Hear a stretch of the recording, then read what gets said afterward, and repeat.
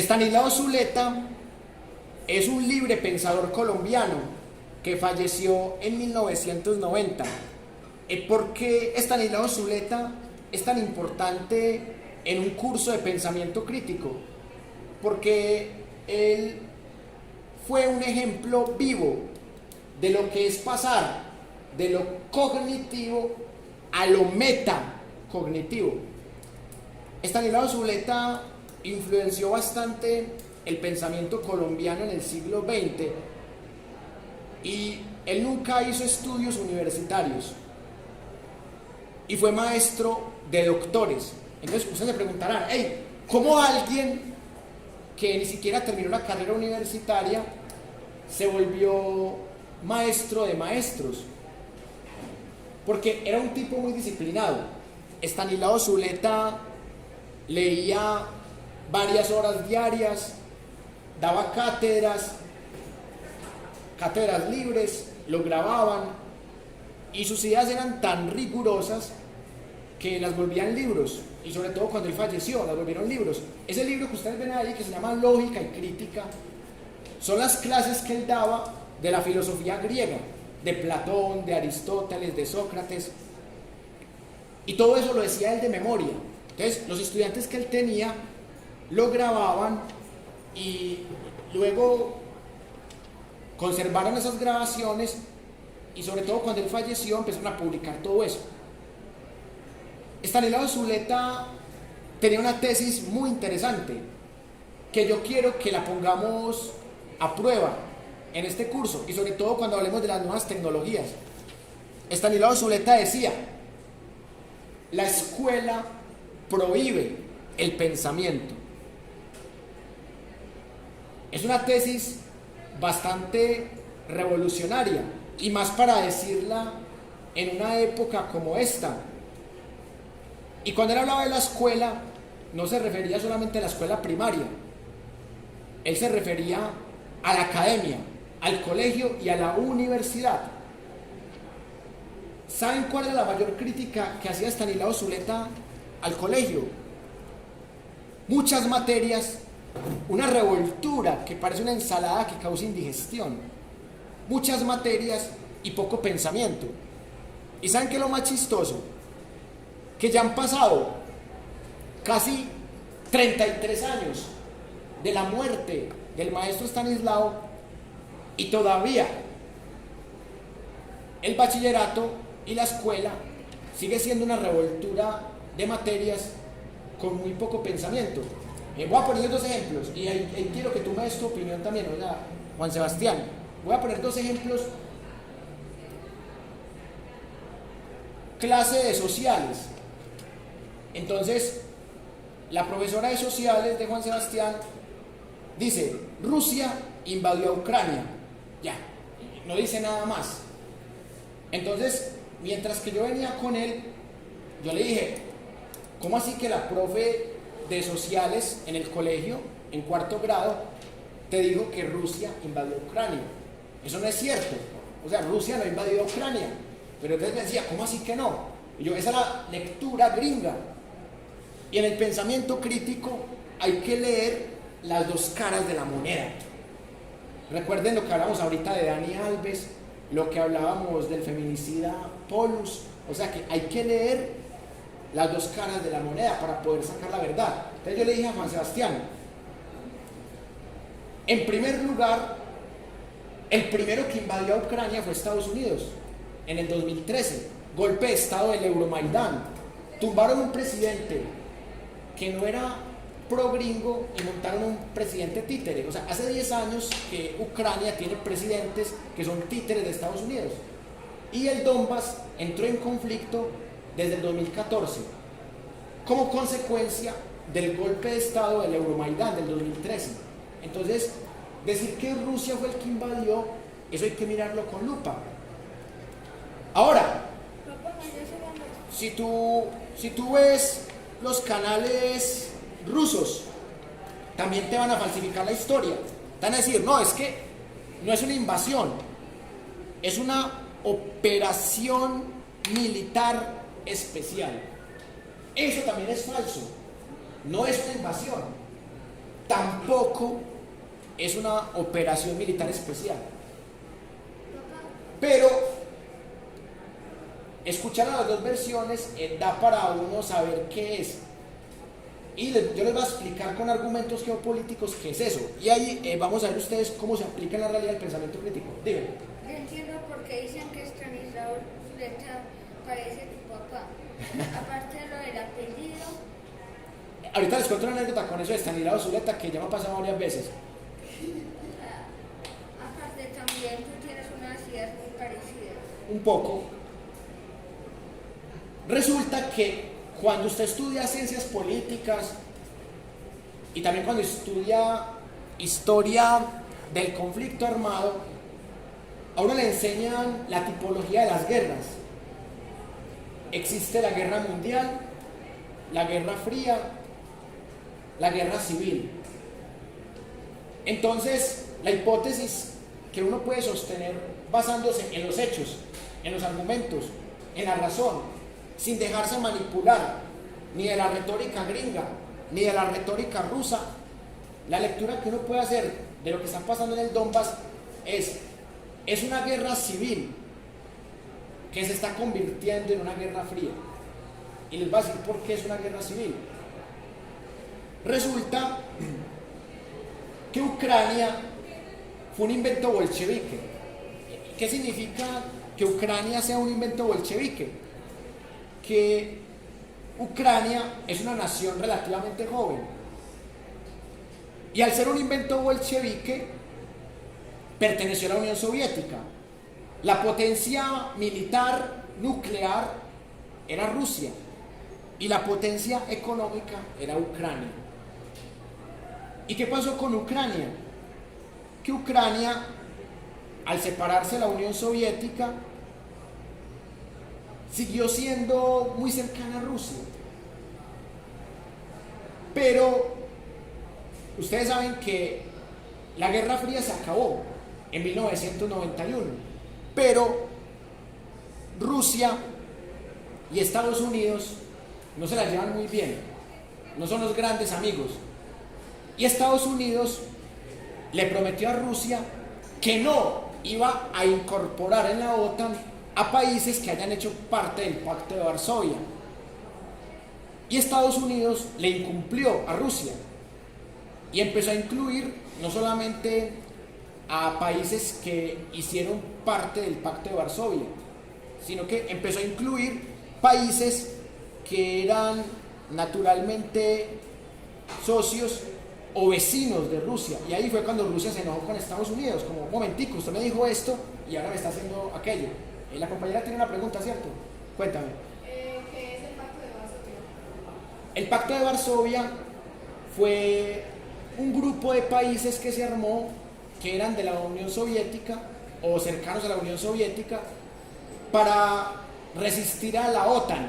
La OTAN se hizo precisamente para que los países enemigos de la Unión Soviética fueran protegidos. Entonces, el Pacto de Varsovia fue la respuesta a la OTAN, fue la construcción de una serie de países que tenían la misma ideología que la Unión Soviética, que era un socialismo marxista, y el Pacto de Varsovia tuvo países como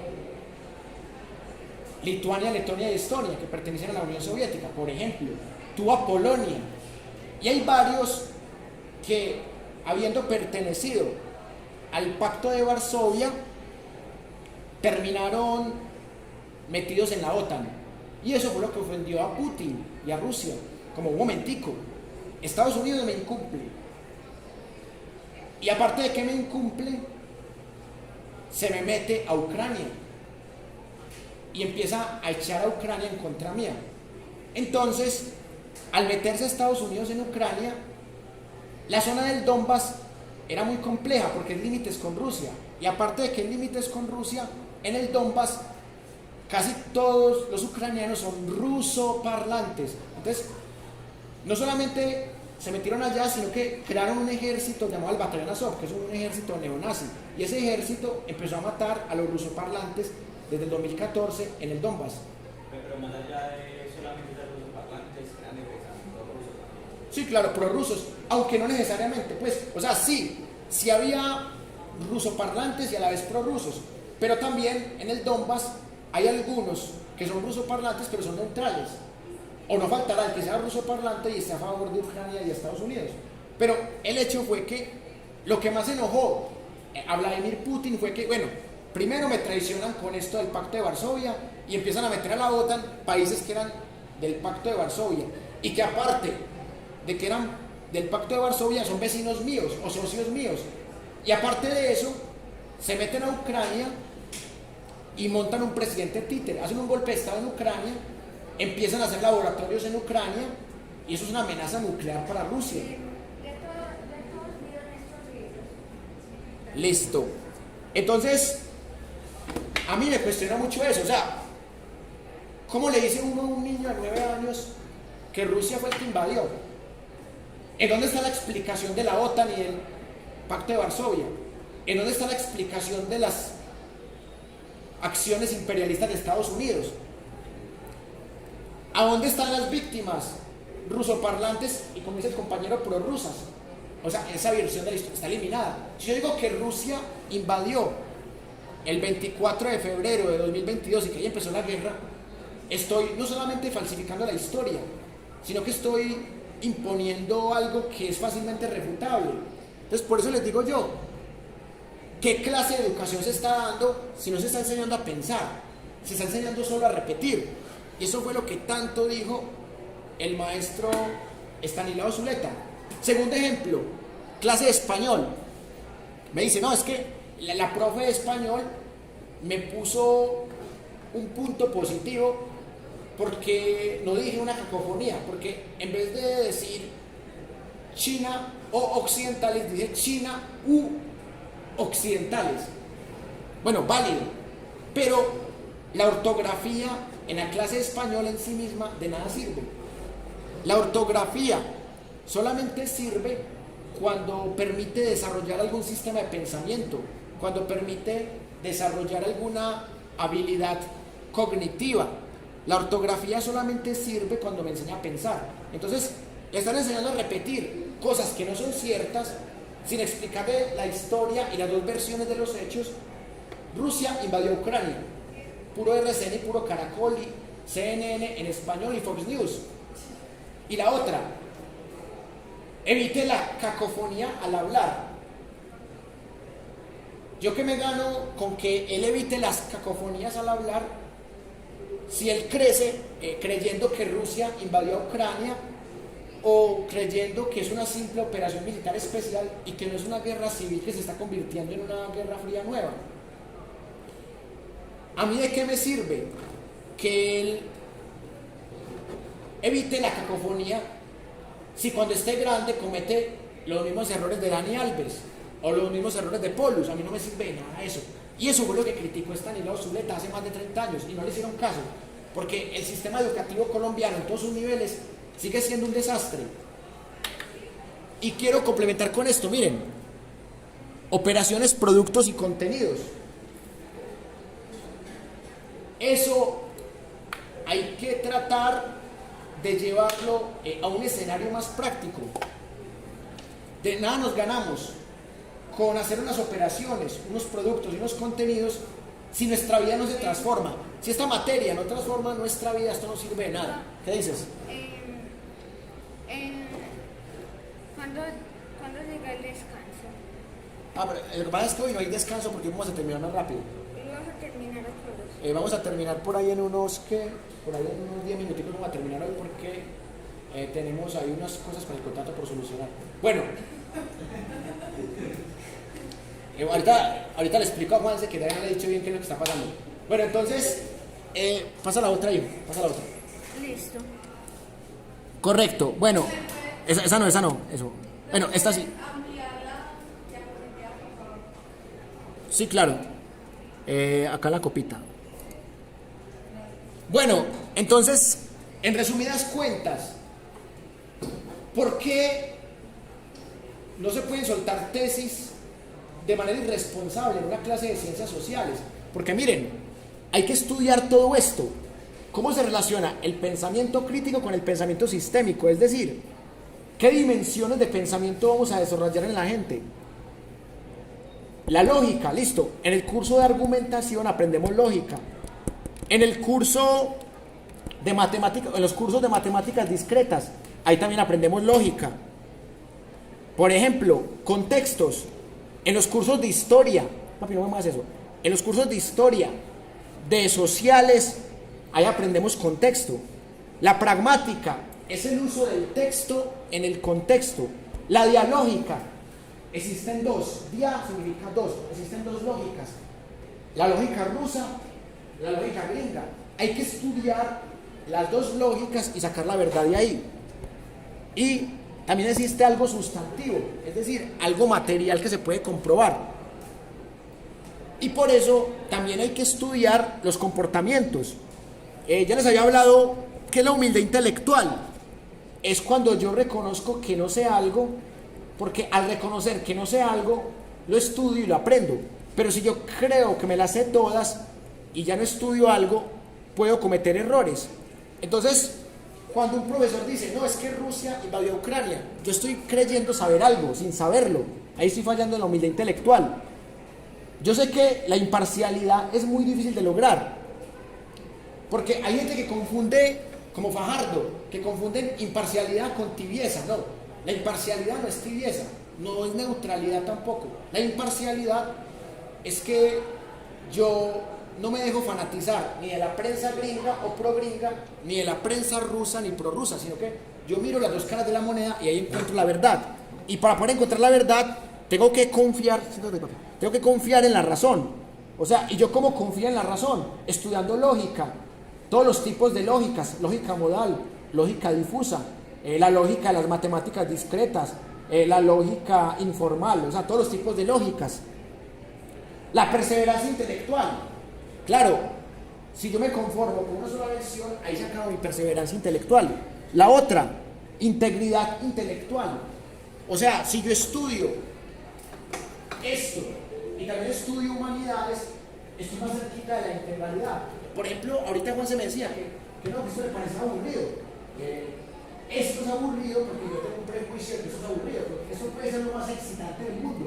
Y más si yo lo comparo con algo que me pueda servir en la realidad. La inteligencia artificial nos permite conectar cosas que estamos viviendo en la cuarta revolución industrial con cosas sociales. Dime. ¿Cómo así? Si eso se ve todo aburrido. Exacto, pero el hecho que se vea aburrido no quiere decir que sea aburrido. Vea, les voy a contar otra anécdota. Que se han visto una película que se llama Belleza Americana. ¿Se la han visto, no? Bueno, entonces voy a hacer solamente un pequeño spoiler, pero para el ejemplo, hay una escena en donde un señor que es homofóbico, o sea, es gay y a la vez es homofóbico, cree que su hijo le está haciendo sexo oral al vecino. Entonces, y la cortina está puesta ahí, y entonces, o sea, él hace los movimientos que hace alguien cuando hace sexo oral, y mentiras que se agachó a recoger algo. Entonces, él cree, desde su prejuicio, que está haciéndole sexo oral, pero mentiras que no. Véanse la película Belleza Americana. Autonomía intelectual, ya la explicamos. Empatía intelectual y entereza. Papá, tú les dejaste tarea de ver esa película. No, yo no pongo tareas, porque es que eso va contra mi filosofía crítica, yo no pongo tareas. Entonces, ahorita hablamos de eso. Entonces, la empatía intelectual. La empatía viene del griego pathos, de ahí viene pasión, papi, siéntate. De ahí viene pathos, pasión. O sea, pasión entre dos. Empatía es pasión entre dos. Por ejemplo, si alguien viola a otra persona o si alguien acosa a otra persona, no hay empatía, porque no hay pasión mutua. El pensamiento también necesita pasión mutua entre diferentes conceptos. Y la última, la entereza intelectual. La entereza también es muy importante, porque nos permite ver el conocimiento como algo amplio y no como islas. Y por eso mismo, en el pensamiento, ustedes pueden encontrar todo esto. Habilidades cognitivas como la interpretación y la inferencia, habilidades lógicas como las implicaciones y las consecuencias, los propósitos sociales del pensamiento, preguntarse cuando algo no se sepa, el tema de la humildad intelectual, saber manejar los supuestos y las presuposiciones, saber conocer y reconocer, analizar los diferentes puntos de vista, saber manejar la información y los conceptos. para no caer en tergiversaciones o en manipulaciones.